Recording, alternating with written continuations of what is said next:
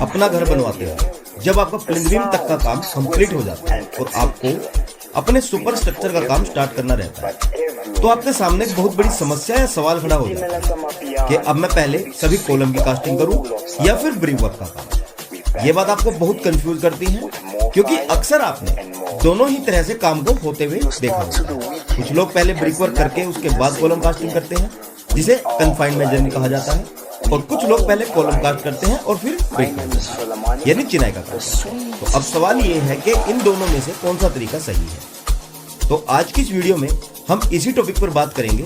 आज मैं आपकी ये कंफ्यूजन 100% क्लियर कर दूंगा, जो आपको आपका घर बनाते हुए जरूर मदद करे। वीडियो को लास्ट तक जरूर देखें, और अगर आपको जानकारी पसंद आए तो वीडियो को लाइक और ज्यादा से ज्यादा शेयर करना ना भूलिएगा।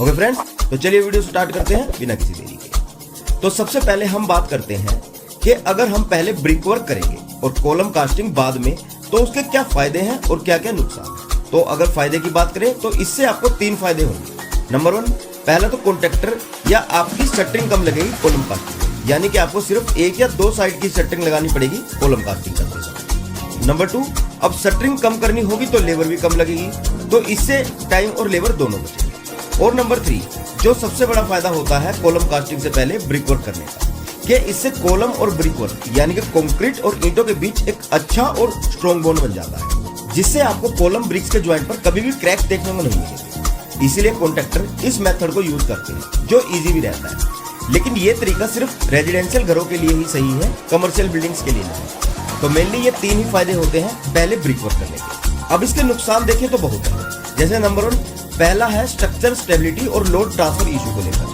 देखिए दोस्तों, कॉलम ही हमारे स्ट्रक्चर को प्राइमरी वर्टिकल सपोर्ट प्रोवाइड करते हैं, इसलिए अगर हम इन्हें रेडी करने में डिले करते हैं तो इससे स्ट्रक्चर की स्टेबिलिटी को नुकसान हो सकता है। और कॉलम ही सुपर स्ट्रक्चर का लोड सब स्ट्रक्चर से फाउंडेशन तक ट्रांसफर करने का काम करते हैं। अगर हम इनकी कंस्ट्रक्शन में डिले करते हैं तो लोड का डिस्ट्रीब्यूशन प्रॉपर न होने से स्ट्रक्चर डिफॉर्मेशन होने के चांसेस बहुत ज्यादा रहते हैं। तो पहला नुकसान तो हमारे घर की स्टेबिलिटी और लोड ट्रांसफर को लेकर। सेकंड, पहले ब्रिक वर्क करने पर हम कॉलम का प्रॉपर साइज और शेप मेंटेन नहीं कर सकते, और समटाइम्स इनके अलाइनमेंट में भी दिक्कत आती है। थर्ड, क्योंकि ब्रिक वर्क होने के बाद हम कॉलम की प्रॉपर सेटिंग नहीं कर पाते, जिससे पहली बात तो हम इसकी कंक्रीट करते हुए इसमें अच्छे से वाइब्रेशन नहीं कर पाएंगे। दूसरा, शटरिंग के गैप्स में से कंक्रीट की सल्ली भी बाहर निकल जाती है, जिससे कॉलम में 99% हनीकॉम्बिंग की समस्या आती है। इससे कॉलम की स्ट्रेंथ कम हो जाएगी, जो एक बहुत बड़ा नुकसान है। और नंबर 4, हम कॉलम कास्टिंग करने के बाद इसकी प्रॉपर क्यूरिंग नहीं कर पाते। अब आप कहोगे कि ऐसा क्यों? क्यूरिंग तो कॉलम कास्टिंग होने के बाद भी कर सकते हैं, इसमें क्या प्रॉब्लम है? तो देखिए फ्रेंड्स, आप क्यूरिंग तो कर लोगे, पर वह पानी कॉलम कंक्रीट को नहीं मिल पाएगा, चाहे आप जितनी मर्जी उतनी बार ट्राई कर लें, क्योंकि ईंटों में पानी को एब्जॉर्ब करने की प्रॉपर्टी होती है, जो लगभग 15 से 18% पानी को एब्जॉर्ब कर लेती है। इसीलिए जब भी आप कॉलम की क्यूरिंग करने जाएंगे तो वह सारा पानी ईंटें तुरंत एब्जॉर्ब कर लेंगे और आपके कॉलम को स्ट्रेंथ नहीं मिल पाएगी। आप कॉलम की स्ट्रेंथ को लेकर लापरवाही नहीं कर सकते, तो कॉलम से पहले ब्रिक वर्क करने के ये नुकसान होते हैं। अब अगर आप फ्रेम स्ट्रक्चर के सीक्वेंस में काम करते हैं, मींस पहले कॉलम रेडी करते हैं बाद में ब्रिक वर्क, तो आपको इसके एक नुकसान को छोड़कर बाकी सब फायदे ही फायदे हैं। जैसे कॉलम की आप प्रॉपर शटरिंग कर सकते हैं, चाहे वो प्लाईबोर्ड की हो या फिर स्टील की, जिससे आपके कॉलम को प्रॉपर शेप, साइज और अलाइनमेंट मिलेगा। आप कॉलम कास्टिंग करते समय प्रॉपर कॉम्पैक्शन कर सकते हैं, इससे हनीकॉम्बिंग की समस्या नहीं होगी। और कॉलम की प्रॉपर क्यूरिंग मींस तराई कर सकते हैं, इससे आपके कॉलम में स्ट्रेंथ मींस मजबूती बढ़ेगी, जो बहुत ही इंपॉर्टेंट है हमारे घर की मजबूती के लिए।